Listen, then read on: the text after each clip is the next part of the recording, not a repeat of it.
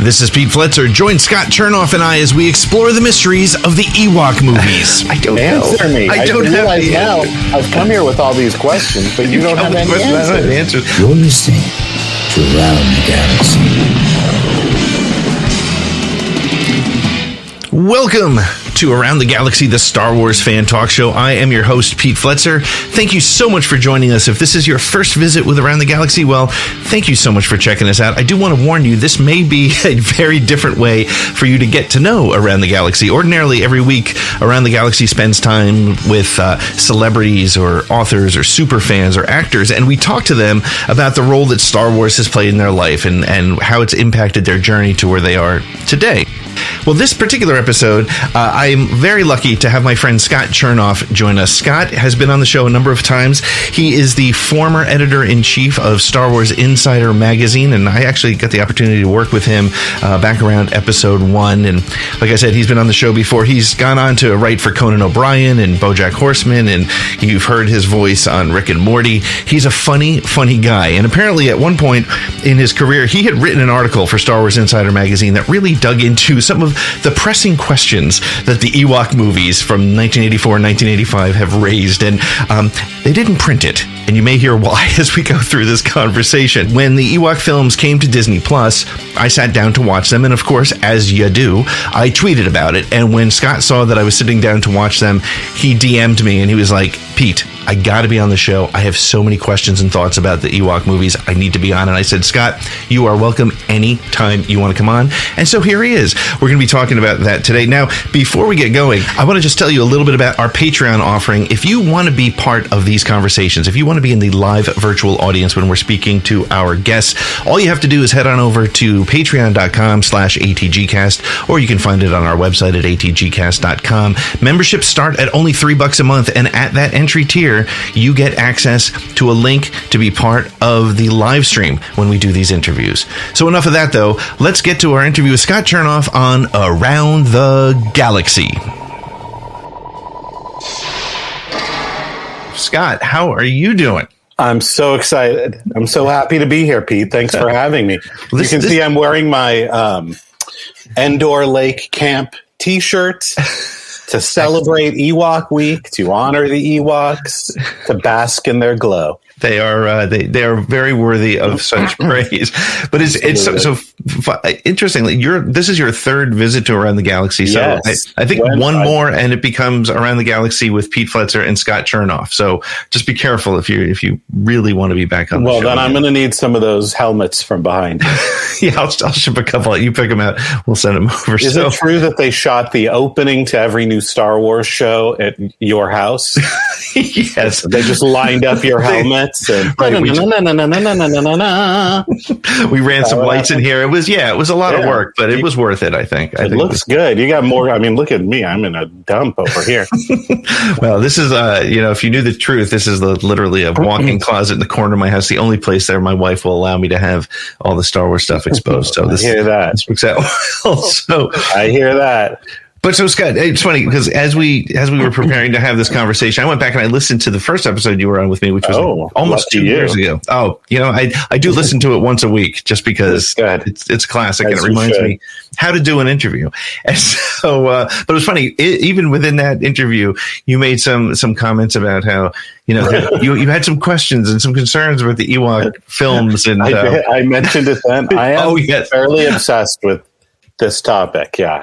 Well, I mean, I'll tell you, Pete, as you know, as some in your audience may know, especially those who listen weekly to my past interviews on the show, I used to be the managing editor of Star Wars Insider magazine. Right. And so I worked there writing and editing for many years. And it was awesome. Still great magazine. And there have been times over the years in my storied, fabled showbiz career since Star Wars that I have been like, I'm not working. I need to make some money. Star Wars Insider, can I write something for you?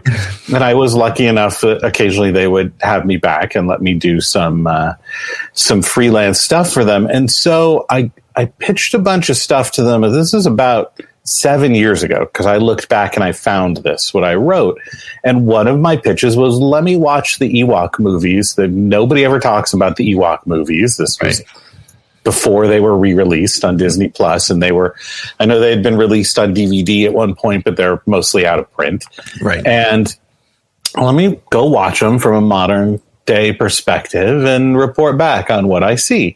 And they took the pitch, and what I came back with, let's just say that the Star Wars Insider official magazine, I try not to be critical of the Ewok films, but there's a lot there to discuss.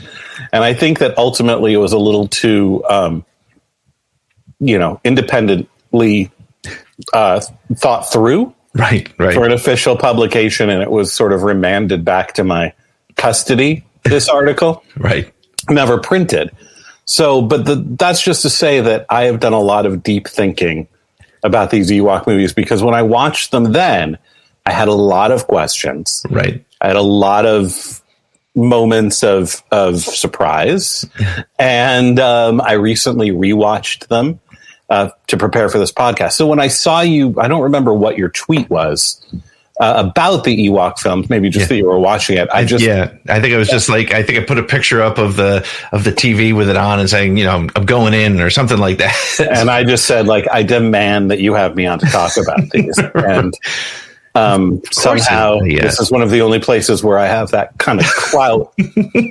That's where my demands will be met.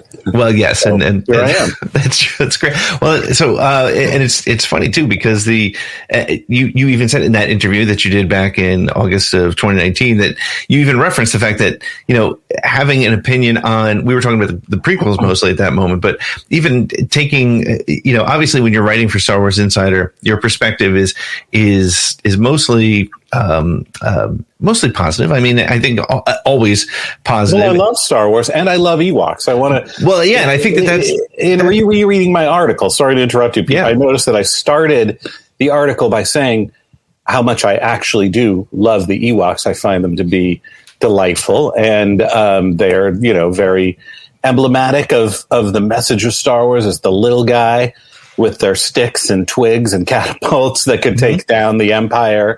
It didn't, size matters not. I love the Ewoks. So my thoughts on their spin-off films are not coming from any kind of anti-Ewok bias, which I understand is a very prevalent. Before there were Gungans, there were Ewoks, we'll put it that way. And so there's a lot of diversity of opinion, but I'm a pro-Ewok person. So I'm sorry, continue. No, but it's an important point, and I'm glad we started here, because I think it's one of those things. Look, we all have Twitter has forced the mindset in a way to be like, before you have a critical opinion, and you can be critical and still love something, right? I can tell my son, you failed that math test, but let's talk about it. And that's not a negative thing. And so to go in and start a conversation like we're going to have about, we have some questions about these movies. We have some things the observations that are all in good fun. And I think the best way I heard it put was when I had Ash Crossan on a couple months ago, and she said she looks at Star Wars like her kid brother, right? She loves him so much, but she's also, she has some fun with them. She'll rib them. She'll give them a hard time. She'll make fun of the things that need to be made fun of. And you actually put it best when you were on, you said you take Star Wars very seriously and not at all seriously. And I think that's the mindset to go into a conversation like this. Huge influence on my life. But it's also, kind of wacky. Right. Yeah. So where should we start in 1984, the Thanksgiving weekend when? Oh man, I remember it. Yeah. I remember the first broadcast. I had my VCR in the house. I'm very old. I'm not as old as you, because I know how old you are. I'm a couple years younger, and I was about 12. Right. I'm still young and spry. Late 40s. Right. When you hit 50, it's all vanishingly short. I'm late enough in my 40s to essentially be 50.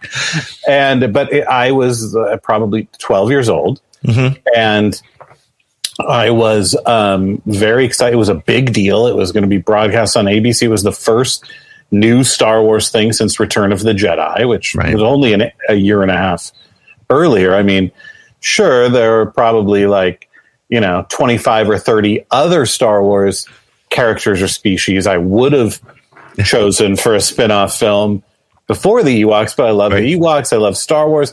I remember it was being simulcast on the radio. Oh my gosh, I totally forgot about that. Here in LA on KLOS, the rock station. Yep. And so you could turn it up on the radio and listen to it in, stereo as you watched it on your TV. It was very exciting, but I have to say, Pete, I watched it.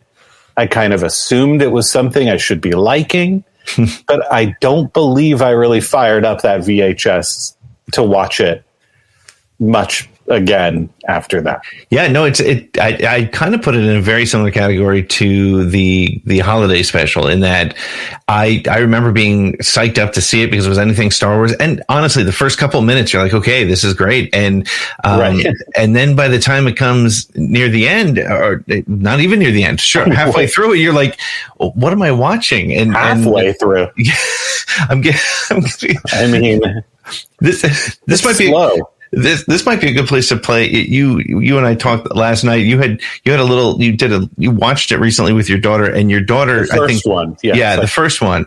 And I think this sums up the way a lot of people have felt, at least certainly the way we felt about it. So let me play this clip of your daughter. She's 9, by the way. She's 9. She's the target audience. Star Wars. Loves Star Wars.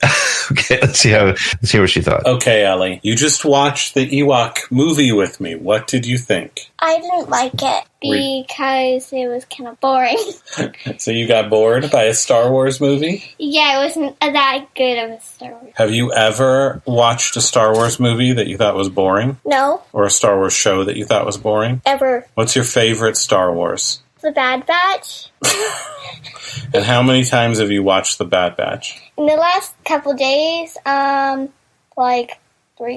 And how many times have you watched the Ewok Adventure? Once, almost. Almost. Because she kind of bailed out about 3/4 the way in. She tried. Yeah. She tried. It's not a dislike of Ewoks. It's not even a dislike of the film. It's just how it was delivered. It was, in a way, it was almost a similar failure that the holiday special had, in that it was experimental in a couple of ways. And I mean, the Ewoks didn't speak English in this one. And it felt like it was kind of a strange hybrid of Earth and Endor as well. So it was sort of, I felt like, on a parallel timeline. Like it wasn't, as it's now not, part of the official timeline. Well, but I mean, I think that's a good place to start, because one of my biggest questions as I watched this film was, when does it take place in the timeline of Star Wars? Now, I guess now, and even since I initially, started thinking about this 7 years ago, it's kind of been banished from the timeline. But I don't buy that. Like, where this clearly happened, but when? Like, I think they've sort of for a while retconned it to say between Empire and Jedi. Mm-hmm. Let me put it this way. Here's my big thing with this movie. Okay. I mean, I have a lot of big things with both of these films. The first big thing.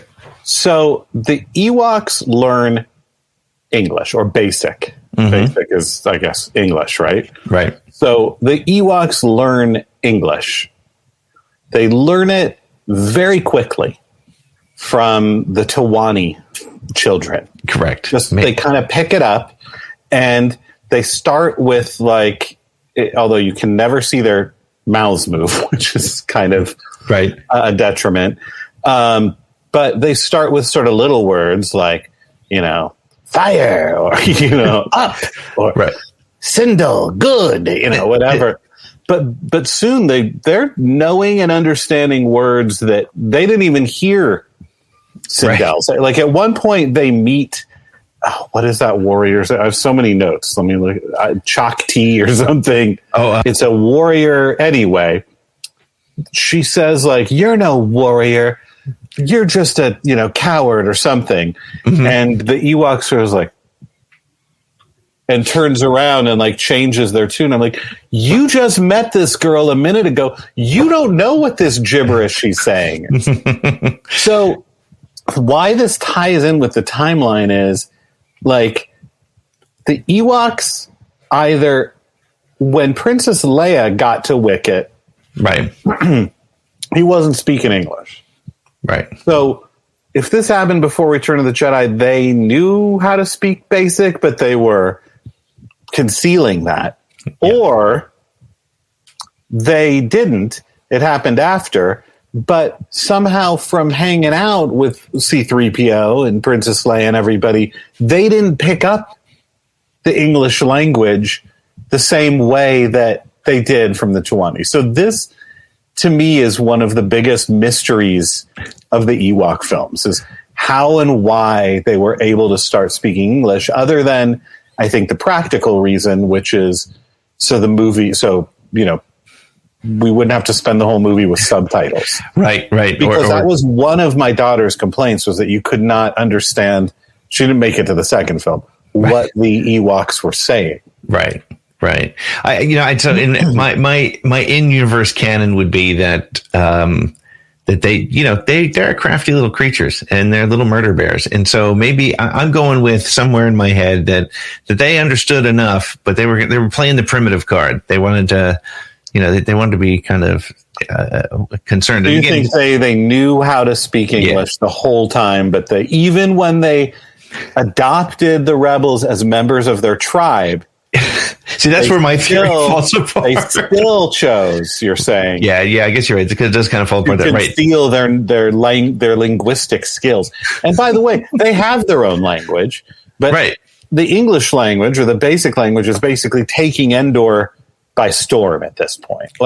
They are just disregarding their own language now. They're just like moving on to English at this point. Like, that seems like it works a lot better. It's easier to understand, and the Marauders speak it as well. So the Marauders, and that whatever that woman's name is in the second one, the sort of sorceress lady. Yeah, the one. I mean, I've got 100 questions about her. We have an incoming transmission from the Trade Federation.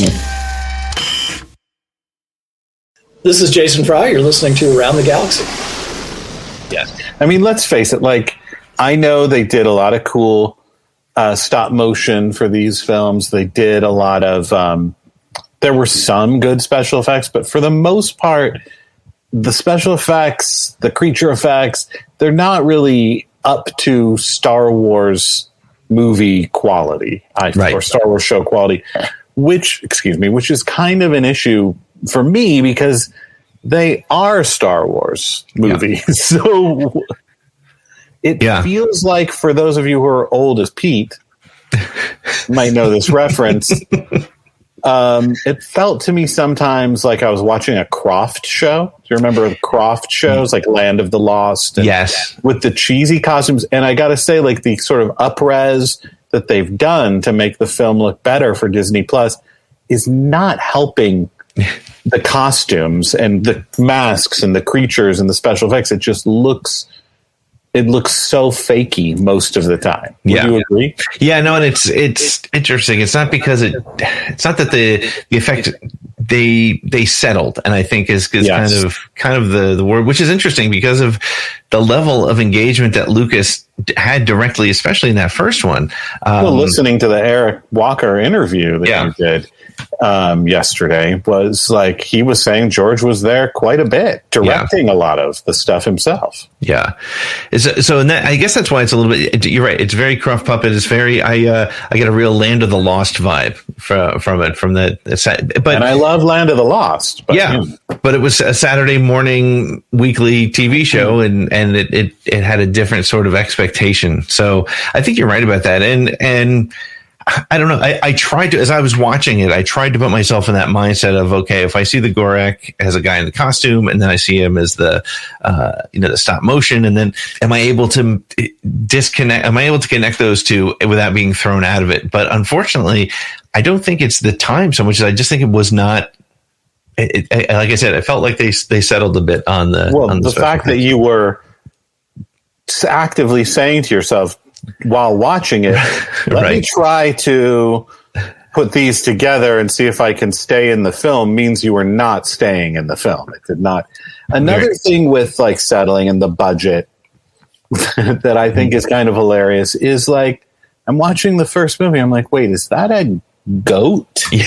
And then there's horses and there's, ferrets. There's all sorts of earth animals. Yep. And I feel like at some point they were just like, well, we don't have the budget for new creatures, so screw it. There's ponies in space now. Which again is a very strange choice for Lucasfilm. For of course, banthas were elephants, and they clothed them, and right. So it's not unusual. And even at that time, again, you go back to some of the films at that time when they would put a dressing on a horse to make it look a little bit different. They would. It did feel like they weren't even doing that. Right. They weren't making it. When I was a kid, the banthas, I would later. I guess those were real elephants. Yeah. That were made to look different, but they seemed like banthas to me. Whereas these are just like horses. Right. These are just right. The cowboys that were there the week before left them behind. Yeah. Like, why are they on Endor? Yeah. Pete, yeah. I don't answer know. me. I don't realize now.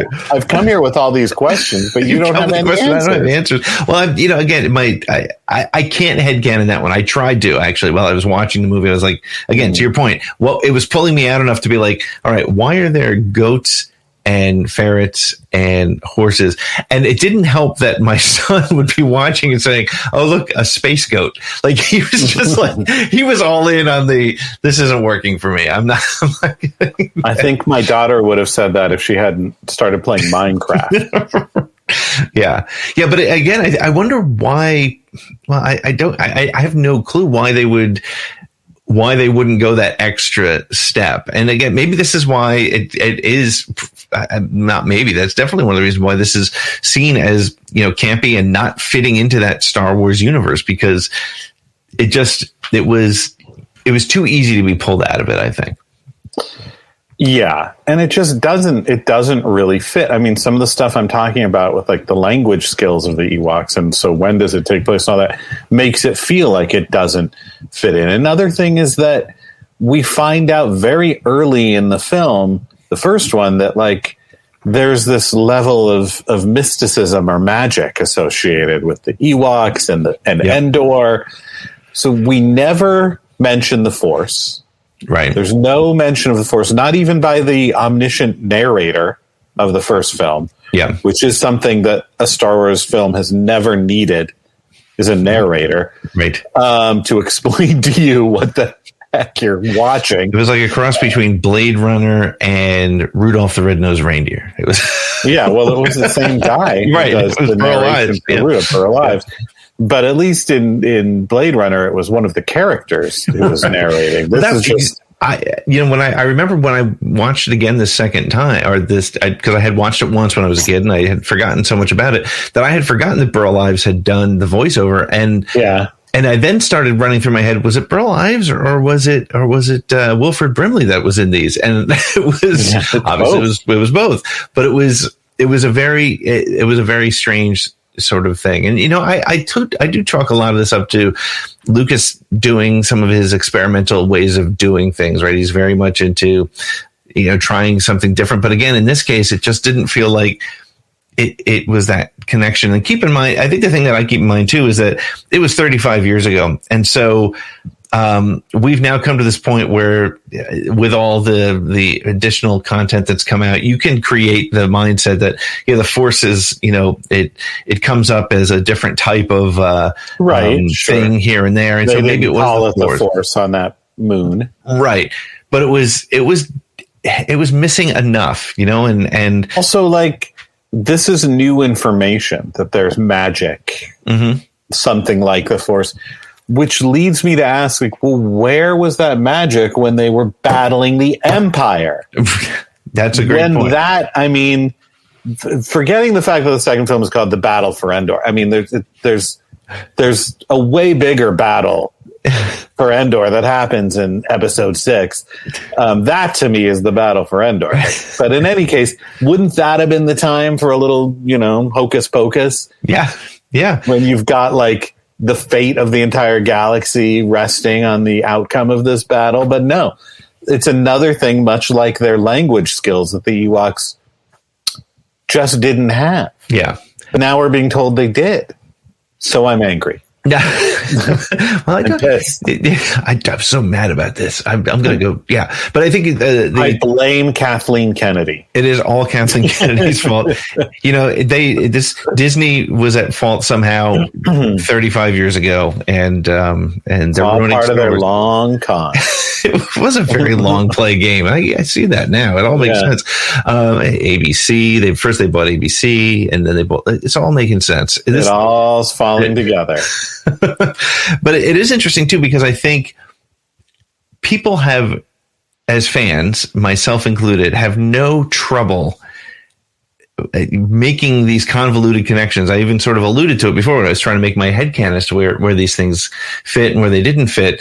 But it's virtually impossible. It feels like a Star Wars story that was told by somebody in the Star Wars universe that didn't really know much about the Star Wars universe, and they were trying to create. It was fiction within the fiction, and that's really that hard would be to pull a good off. idea if it had been framed that way, Right? as like, let me tell you a story about the Ewoks. Yeah. Wilford Brimley. Yeah, right. We'll get Wilford Brimley to do it. We got Brimley. Right. We got Brimley. The sky's the limit when you got Brimley. Right. But it's interesting too, because it's, as you said, like, it is hard to find the time frame, and on Wikipedia they're saying it was 3 years after the Battle of Yavin, so that does put it in that between Empire and Jedi time frame, and so it just honestly, at the end of the day, it just doesn't fit. When I was happy there was Star Wars on television. I was very happy about that. I appreciated that, but it was slow. It was boring. And I actually think the second one is better. Yeah. It held my interest. I couldn't get my daughter to sign on to watching the second one. I think she would have liked it better because, hey, the Ewoks are speaking through the whole movie. Right.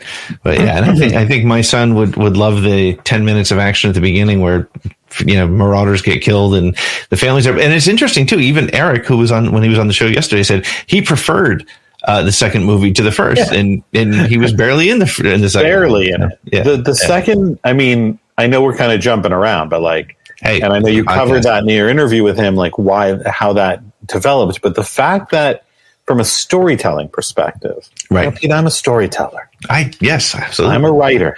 From a storytelling perspective, like, we spend the entire first movie, or we're supposed to spend the entire movie, rooting for this family to be reunited. Yep. For the children to find their parents, and they do, and they're so happy. And then the second movie comes along, and within the first few minutes, 75% of that family is brutally murdered. Right. And it reminded me, mute this if you haven't seen the Alien movies and you don't want a spoiler, but we spend all of Aliens with Sigourney Weaver protecting Newt, the little girl. And we're so happy she saves her. And then Alien 3 opens, and like within a minute, they're like, "Oh, Newt got murdered right immediately after the movie ended." Yep. It was pointless. Yeah. And it's the same here. What was the point? Yeah. They're gone so quickly, we don't even have time to process the fact that the parents got recast and the father is now the principal from the Breakfast Club. That was honestly the first thing I noticed. Wait,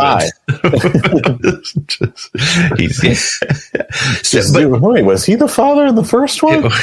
Exactly. Well, again, it was all these little things that pulled you out of it, right? And which I don't know. And I guess the question I have is, why were these made? Please excuse this interruption from the Trade Federation. Roger, Roger.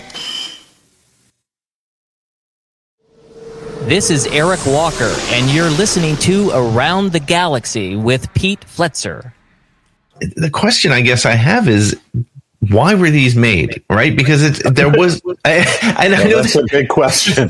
Why are we here? Why were these made? Yeah. But I mean, they didn't sell Sindel and Mace action figures. I don't think it didn't launch a series. In the 70s and 80s, that's what they did. Battlestar Galactica, 2-hour movie, and then series, right? It didn't launch the Sindel series. It wasn't tied in with the Ewok cartoon series either, as far as I can tell. Correct, right. They're very disconnected. I'm thrilled that they released what they did on Disney Plus. I'm thrilled because I didn't think they would, especially the cartoon from the holiday special. Yeah. And the Tartakovsky Clone Wars, which I adore. Yeah. But, and the Ewok movie, I'm happy they're out there and that you don't have to go searching for them anymore. Yeah. But why were they made? And I'm not sure the theories that we've heard, including in this interview you did with Eric Walker, are like the networks were begging George Lucas to do something and his daughter loved Ewoks.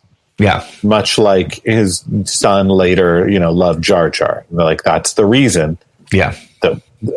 Maybe that's the reason. I mean, I don't know. I'm sure the network would have been thrilled to do a series. Right. Yeah. They feel like contractual obligations, and We had no obligation to make them, though. I know. And that's the weird thing. And that's where like the laziness of having horses and ferrets and goats in the film feels like, it's like, when a band releases a live album because they have that one last album they got to release and it's not mixed well. It's that same kind of a thinking. And I read on Wikipedia, and I don't know if this is true because it's from Wikipedia. It's on the internet. It's probably true. Then it must be true. Right. That the writer of the first movie, whose name is Bob Corral, although I know it was probably from a story by George, it says there was George Lucas's nanny.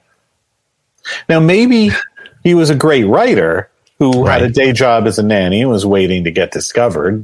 No disrespect to nannies and their potential as writers. Right. But it did strike me as odd, as like, it kind of reminded me of when I interviewed Lawrence Kasdan years ago, and he told me the story of how he got the job writing Empire, is that he wrote Raiders, and he went to deliver the script to George at Skywalker Ranch, hand delivered it. Yeah. And George was like, great, thanks. Do you want to write the next Star Wars? You want to write Empire? And he was like, well, yeah, but don't you want to read this one first to make sure you like it? And he was like, if I don't like it, I'll fire you. I'll let you know. We'll take it back. But like, it just sort of struck me as like, the co-writer of episode 2, Jonathan Hales, was somebody who wrote for Young Indiana Jones Chronicles, right? Which is a great show. I'm sure he was a good writer, but it just sort of seems to me like George had this thing going for a while where he was just like, whoever walked through the door. Right. Like, if you had timed it just right, Jonathan, he's right in the other room working on Indiana Jones. Get him in here. If you had timed like the delivery of one of your insider articles, you could have been the guy. You know how many times I've thought of that? It's such a missed opportunity. Whenever I went in, because was fortunate enough to interview George and go into his office and talk to him. Apparently, he wasn't working on it. He didn't need any help with it. He'd already finished whatever he needed done. But maybe that's maybe we're hitting on something here as we explore the mysteries of the Ewoks movies. George is always he's remembered for his wins, right? Star Wars, Empire, but he's also remembered for his losses. Howard the Duck, and the Ewok movies. His hands are all over these things, and they're not well received, to put it politely, right? A nice way of putting it, sure. Sure. And it makes, in a way, it almost makes you respect him more for just being like, you know what? I want to do this. I don't know how it's going to work out, but I'm willing to do it. My daughter loves Ewoks, and I am being begged by ABC to make a made-for-television movie. I'm going to do an Ewok movie. And to hell with all the canon that I've created. And again, George was also the guy who, during all the EU stuff with Mara Jade and all the books and the comic books, was like, I don't like any of that stuff. I don't read that stuff. That's not my story. And so in that case, I wonder if it's just, you have wanted the Ewok movie. Well, Bob's in there with the kids. He's actually, he's a writer. He's an aspiring writer. When we get in him, he was telling them some made up Ewok stories over dinner last night. Yeah, he was talking with my daughter about her love of Ewoks. He clearly knows the world of Ewoks. Yeah. No, Throw this to him. Bob, write a story where, I don't know, a little girl and her family crash lands on Endor and they just wander around for a couple hours. Yeah. I am really convinced though, now that I've said it out loud, that I think he's a true experimental filmmaker. And like, a film student's film may be secretly brilliant or just absolute trash. You just don't know what you're going to get. And sometimes it's great and sometimes it's not. And maybe he just has a different tolerance for letting things out into the world to be judged. Well, yeah, I mean, I don't think he cares, right? How people judge him. Maybe he does. I mean, I think he's about the way the Phantom Menace was received and stuff like that. But I think he probably poured more of himself into that than clearly he did with these movies. Right. I don't know. Yeah. Well, I don't know what else you want to talk about, Pete, but I should have printed them out. I've got so many notes and thoughts. Well, let's hear some of your thoughts. Okay, so we talked about language. I'm scrolling through here. Okay, well, let's talk about Mace. Yeah. First of all, the first Mace in Star Wars history. This is true. Which is awesome. I'm surprised that didn't come up in your interview. And I know that Eric is probably listening. So I want to be mindful of that. He may be listening because he just did this wonderful interview. The character of Mace, and I'm sure it was the direction and the writing. I feel like he looks really cool. He it's like he's dressed like Luke Skywalker X-Wing pilot. But he talks like Luke Skywalker. I was going to go to Tashi Station with my friends tonight. Like, he's just so like annoyed through the whole thing. And he gets to do more action right before he's killed in the second one. But it's like he'll be like, I have some quotes written down from him. Okay, so when they first see the Gorax, who's basically like a wampa of the forest. Yep. And they get like a vision of him, of the Gorax holding the parents captive, and he goes, "It looks like a big monster. What is it?" Like, it's a big monster. Just like you said, we see it too. And then, by the way, Logray is like, "We help you." And I'm like, didn't you just learn English like 2 minutes ago? But that's a whole other story. And then he gives, and by the way, by the time Logray shows up, I was so like grateful to see a familiar face, right? That I was just psyched. I was like, this is a big get. They got Logray for this one. This is huge. But then Logray gives Mace like the magical rock, and he just assumes it's worthless and throws it away. Right. Just through the whole movie, his character is annoyed by anything magical and totally dismissive of it. Like when they do that weird magic test. Right. And so Kang puts I think her name puts a crystal in Mace's hand and it turns into a lizard. And he goes, "Big deal." Like he sees that every day. Yeah, like every day on whatever planet they're from, which is possible because we don't know what planet they're from. Right. Crystals turn into lizards, and it's just like a common thing. And you're like, whatever. But there's a few things like that where he's just like, even later, like after now he's been shown how sticks and candles can have magical powers that will save them when they're going to be killed. Right. He's still unwilling to even try using the stone. He's like, it's just a plain old stupid rock. And I'm like, moments before it, completely saves his life. And I'm like, what? Why isn't there a moment where you're like, well, I don't know, the stick did something, the candle did something. It's kind of weird, but let's try the rock. Maybe these little guys know what they're talking about. The crystal turned into a lizard. Maybe the rock will become like, another earth animal. I could use a dog. Could you make a dog? I'd like a dog. So, Eric Walker, it's no disrespect to you and your performance, but I feel like he was not served by the writing, the direction. Yeah. It's that sort of whiny, early Luke Skywalker, thing, and he doesn't get to like really come into his own. Yeah, I feel.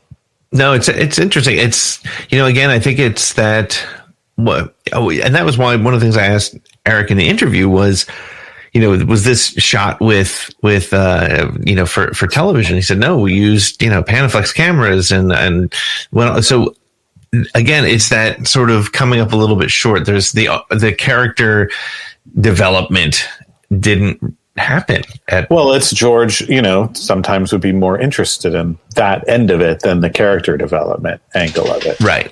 Hey, this is the Trade Federation. Where are you going? Listen to this. Roger, Roger.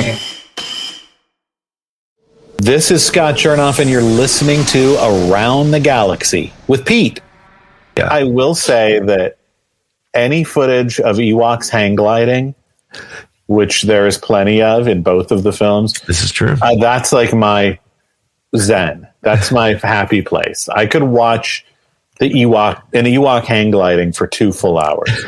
Well, maybe one of those Disney Plus biomes. They could just do just an Ewok just floating across all of Endor. Ewok all around Endor and exploring, because like there's so much I'd like to know about Endor after all of this. Like we only thought that it was just Ewoks and they all lived in this forest, but of course it's a whole planet, and there's the Marauders. Like, were they always there? And then the sorceress lady from the second movie, like where is she from?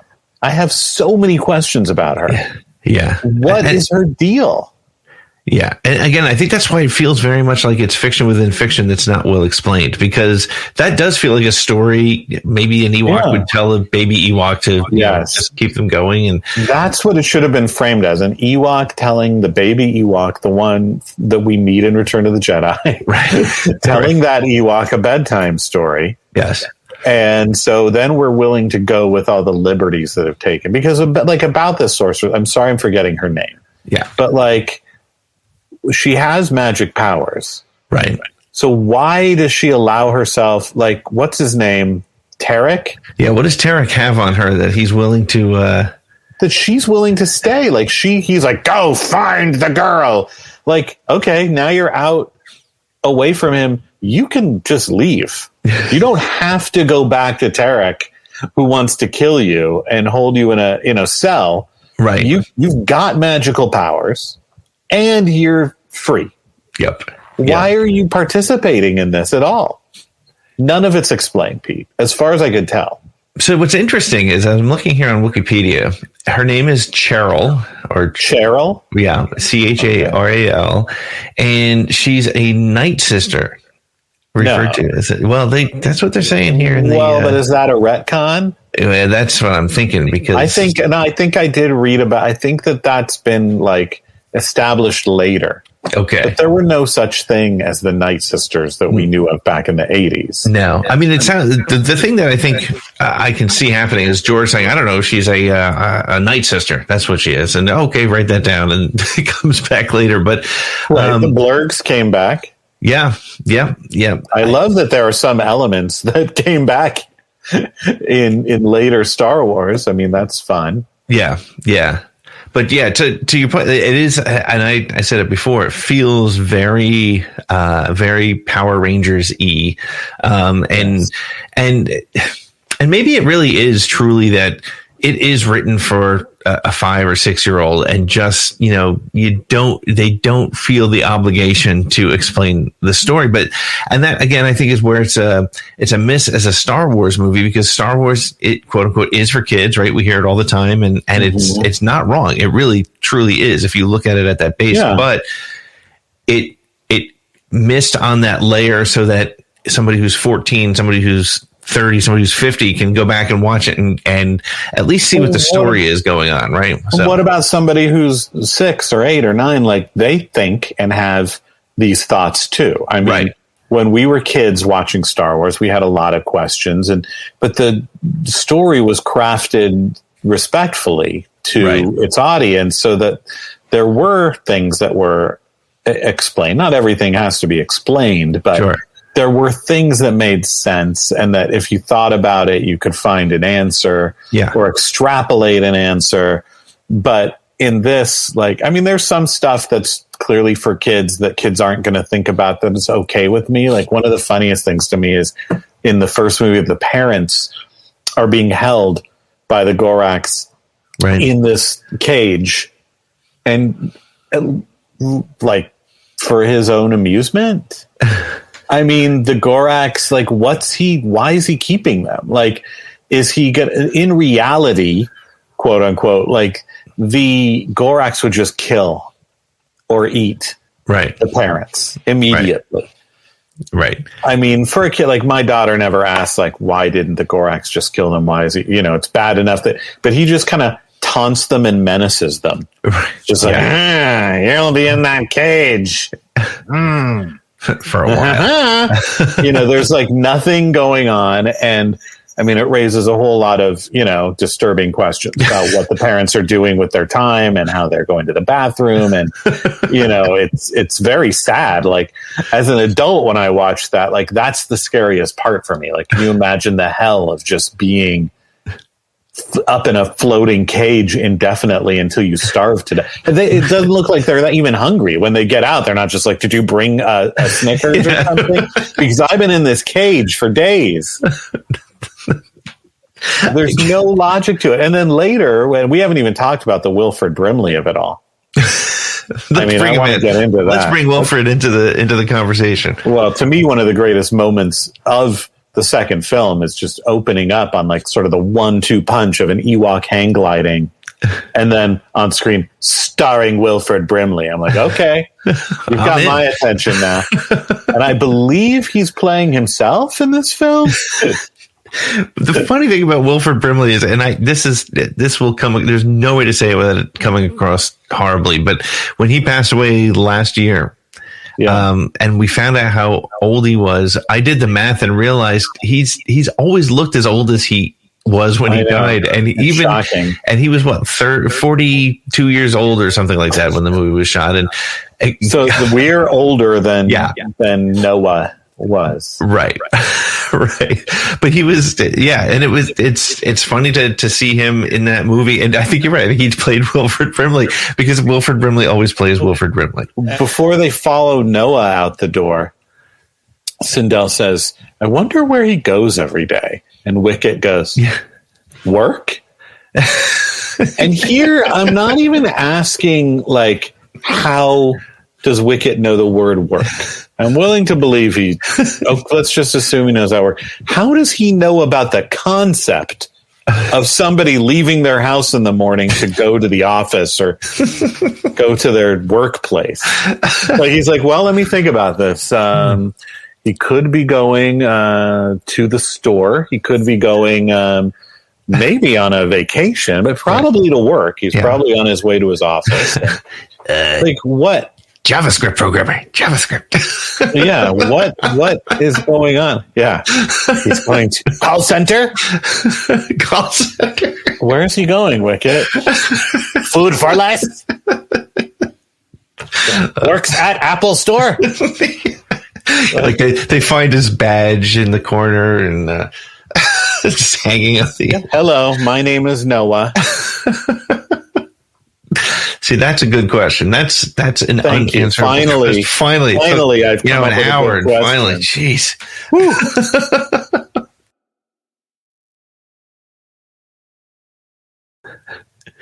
Also, I'm not really. I don't know if I'm not buying it or I'm just sort of saddened by it.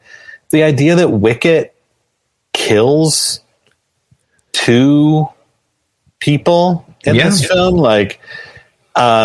They're bad guys. Mm-hmm. There's 2 that I noticed, but I don't know. Like, Wicket the killer is maybe a bridge too far for me. Well, I mean, they aren't called murder bears for nothing. I mean, he definitely. That's an interesting point. And also, as Eric said in the interview yesterday, no Ewoks died in these films. They were all captured. Right. Not on screen, at least. A lot of them were killed in between takes. We lost many good Ewoks making this film. Yeah.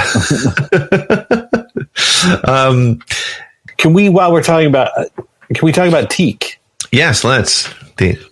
Teak is, I would describe Teak as not quite an Ewok. NQE. He's an NQE. What is Teak? Is Teak an Ewok? Or is Teak appears to be a different... I think he's a different species, right? Yeah. Is he the only one of his kind? And how did he team up with Noah? Is Noah just like anybody who shows up? Noah's just like, "You get out of my place, you mother scratcher!" And then he's like, "Oh, I'm lonely. Come on in, Teak." Okay. He seemed to have made a bed for you. Well, according to Wikipedia, which is again never wrong, his name is Teak. His species is Teak. Ah, okay. That doesn't help. Well, no. So we know he's not an Ewok. His species. He's not an Ewok. His name, is it just a case of Noah calling him Teak then? Because it's like if a dog came in, he was like, "Come here, dog." Yeah. I think you're my dog now. Don't know your name. Not going to give you one. Your dog. Your dog now. Actually, it's funny. I didn't like Teak that much when I saw this movie the first time, but I liked him a lot more the second time, and I don't know why. I became a little bit more of a Teak fan. You're a Teak head. I am, as you guys are known. I think actually Teak worked like better than some of the other characters. Yeah, and Teak's like look wasn't that. And I think it helped that Teak wasn't speaking English. He was incapable of learning the language after living with Noah for God knows how long. Right. But I think that helped because when the Ewoks are speaking English or basic, something is just weird. Right. It's just weird. And so I think it helped with Teak. And I think his fast running actually worked. Like the effects worked. Yep. It wasn't like, oh, that's something weird. Sometimes the effects were like at the pond scene where Mace falls into the pond and can't get out. Like, although my daughter was like, well, that's just dumb because that could never happen. I was like, where is this attitude about anything else in the Star Wars universe? What in Star Wars can happen? Yeah. But she was like, well, it's not like you're going to be in the water and not. I was worried she was going to be scared during because to me that part's kind of freaky. Like you kind of feel that claustrophobia. It's like, oh my God, what if I was stuck in the water was like solid surface up there? Yeah. But no, she was just like, nah. Not believable. I thought it was one of the more effective sequences. Yeah, it definitely was one of the more tension building things for sure. Hey, we have one more interruption from the Trade Federation. Roger. Yeah. Now, I also have a few questions about Tarek, if you don't mind. Please. I'm sorry. I'm just steering this ship because I have so many thoughts.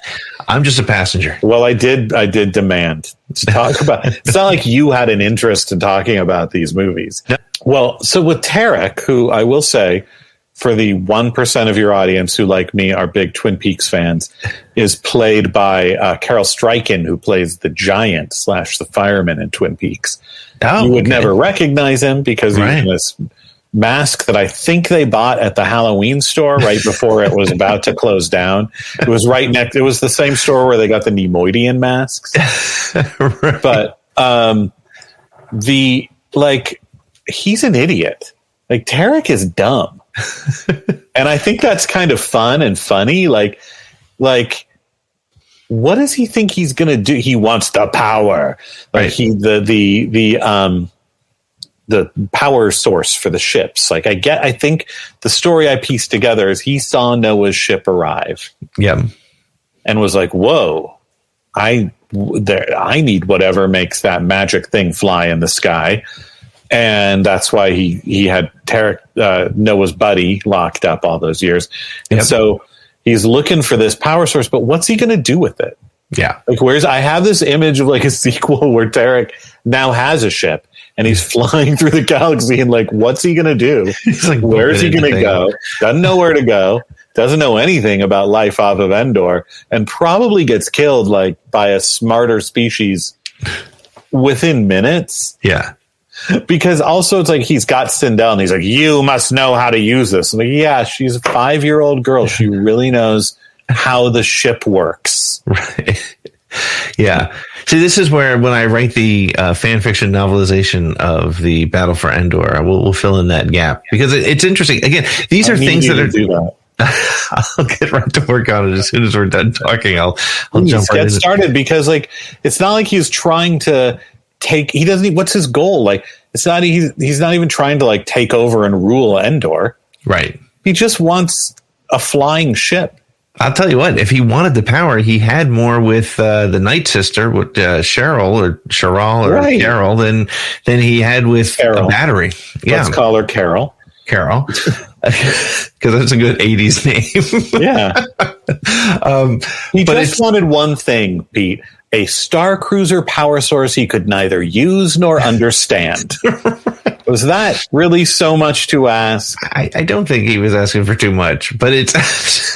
But again, when I come back to why this doesn't work, is because these are some. It doesn't work. Okay, go ahead. No, it doesn't work. Yeah, okay. because of these major gaps that. It's one thing to sit here and I'm actually Star Wars to death, because you could do that with even the best of the Star Wars stories. You can find you can over scrutinize it, right? But the problem here is this is the over scrutinizing, or you're not even over scrutinizing because it's pulling you right out of it immediately and asking these questions that you can't even make a connection for. To your point, it's not working within the logic of the Star Wars films, right? Right. But go ahead. I'm sorry. No. I mean, if he had something that needed the power source, right? Even if he had a power generator for heat in his house and he needed this, that would make a little bit more sense. But it was just this. There's a lot of great seeds for a story. Sure. But they're never pulled through, and I think that's probably why it. And people and even Eric said this yesterday in the interview with him, that it was people who didn't like Ewoks that didn't like the movies, and I don't think that's it. I think it's hard. I love the Ewoks. Yeah, my daughter loves the Ewoks. It couldn't hold her interest. I mean, part of that is just she's a modern kid, so other old stuff that I think is great might not hold her interest because it looks old, but it couldn't. It's just something there. I mean, they're trying hard. I do love Wilford Brimley, in his scenes with just Wicket and Teak, because I like to imagine Wilford Brimley on the set just having to engage with these two costumed, freaks, as he would. Well, I don't really have any real people to talk to. I just got these creature things as dogs. What's my motivation? What am I doing this for? But you're right. It's interesting because, and the reason I thought my kids might be into it is because my son loves Dark Crystal. He loves that original Dark Crystal movie, and that's. You could say that it's slow. It's pretty slow. It is slow. I love it too, but it's very slow. Yeah. I mean, I was surprised that he not only sat through it, but has asked to watch it again and again. And my daughter liked it. Yeah. But whereas that's why I thought, okay, well, maybe this Ewok movie will work because, he'll get over the effects, but and maybe that's the point. And you nailed it earlier when you said, it's sure you can get away with saying, well, kids aren't going to ask that question. And if that's the case, then you're writing a book for a 3-year-old, a 4-year-old, right? Where they don't ask why the dog ran away. The dog just ran away at the end. Let's find the dog. But once you start if you're getting to any level of critical thinking, it becomes it falls apart so quickly. It's hard to keep up with it, or it's hard to want to care about it. Well, also with Dark Crystal, it's an interesting comparison. The Dark Crystal to me, that's biggest flaw, and I mean, Jim Henson is even more of a hero to me than George Lucas or anybody involved with Star. I'm a huge Jim Henson nut, but the biggest problem with that film to me is that the story itself isn't as compelling as the world. Yes, but the way that they created that film, and that problem, that flaw in it, is a symptom of how they went about making the film, which is that Jim Henson and Brian Froud, the illustrator, and any collaborations, the main collaborators on the film, and Matthew's asking if I have thoughts on Fraggle Rock, and my thoughts are all positive on Fraggle Rock. Although I'm mostly into like the Muppet Show and Sesame Street, but like, yeah, I love Fraggle Rock too.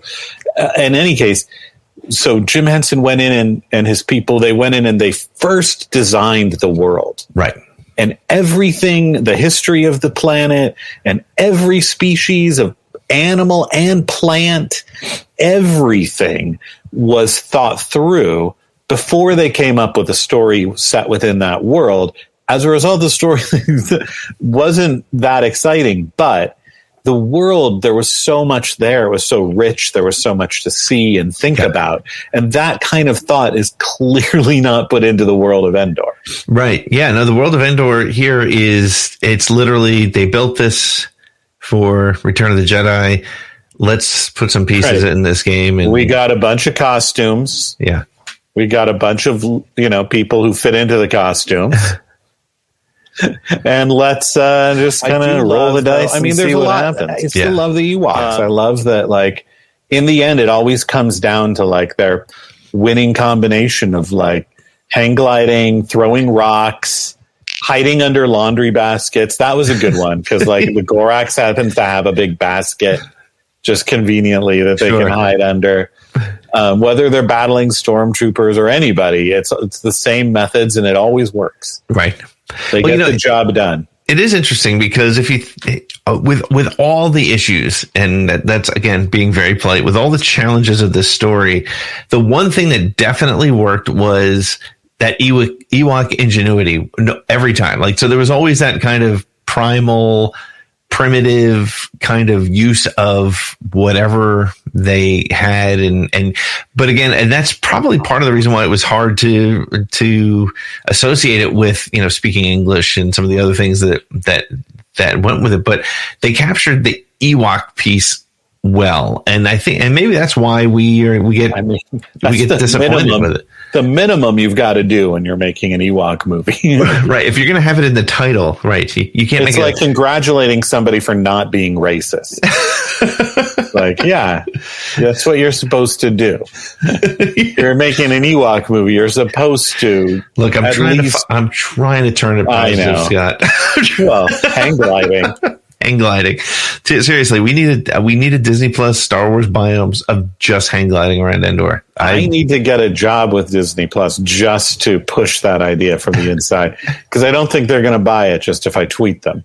No, I think they're going to need a little bit more of a response than that. It took over a year of tweeting for them to give me the Muppet Show, and I don't have that kind of time for this biome. I need immediate answers. I need immediate hang gliding. I need this to happen. And that would be fun, because then you'd sort of see the forest with the Ewok village. Sure. Are there other Ewok villages? Are there other tribes of Ewoks? Is it just this one same group of Ewoks? What is the Ewok social system? Are there different villages? Are there the Teeks? Where do the Teeks live? Are there more than one Teek? Is there the Marauders? Is it all forest and meadows, or is there like a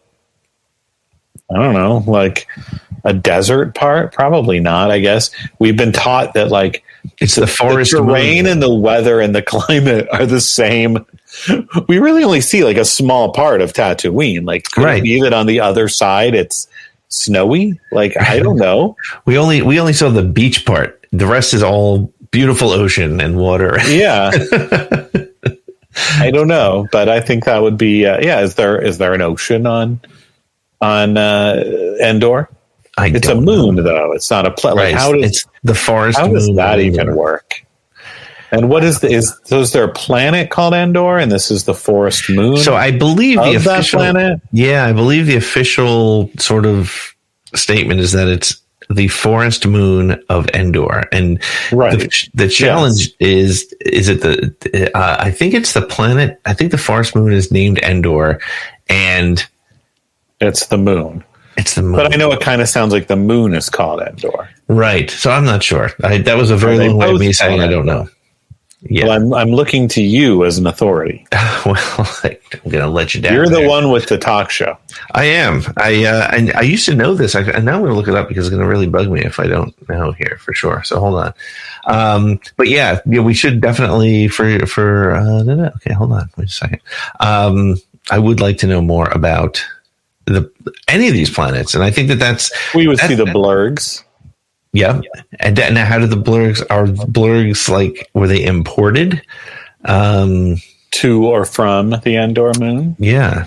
That's the forest moon of Endor. No, it's actually named Endor, or the sanctuary moon was a small. So it is, Endor is the name of the moon. So it's a moon of what though? Here's also known Endor, also known as the forest moon of Endor, or the sanctuary moon, was a small forested moon that orbited an outer rim planet of the same name. Aha. Yes. So that's very. I guess our moon here on Earth doesn't have a name. We just call it the moon. The moon, right? But we don't call it Earth. It's right. Like the first, and that's where the first manned mission to Earth. And that's where it's confusing, because we don't call it the rocky, lifeless moon of Earth. We just call it the moon. Well, yeah. Are there more moons? Like there's a forest moon, there's a beach moon, there's like a party moon. There's that part of the moon that you don't visit after hours. There's that bad neighborhood moon. Bad neighborhood moon. I don't know.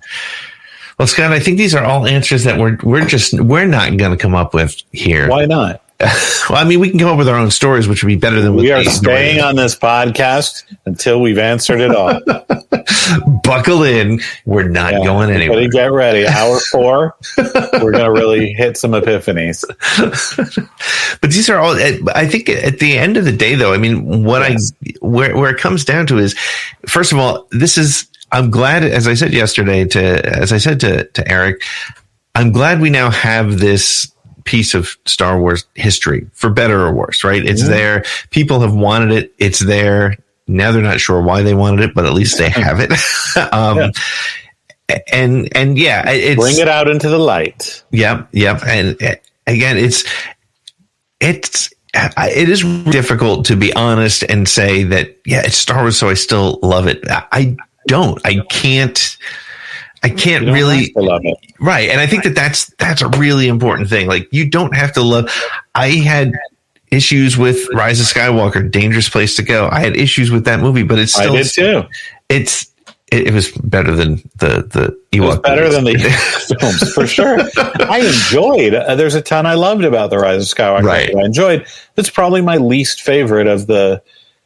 It'd be a race between that and maybe Attack of the Clones of the feature films, the Star Wars feature films that I like the least. That way. Right. But, the Ewok movies, I'm glad we have them available. I'm glad that they're there. It's good to see it as a piece of Star Wars history. Will I watch them again? No, I don't think I will.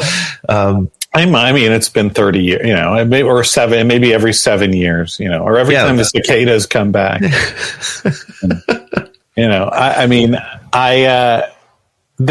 I think they can be fun to watch. Mm-hmm. I just think you can't go in there expecting Star Wars, that it's going to be amazing and great. I think you just have to be like, this will be a fun goof. Yeah. Let's watch the Ewoks. Yeah. Make a drinking game out of it or something. And well, I just want to thank you for having me on after I demanded to speak about the Ewoks. Scott, you don't have to demand. You can just call and we'll put you on. I'll get you on anytime to talk about anything you want. I like. Wow. Well, hey, I still think back to your 2-1B advice column days. Yes. I would love to see you bring that back somehow, some way.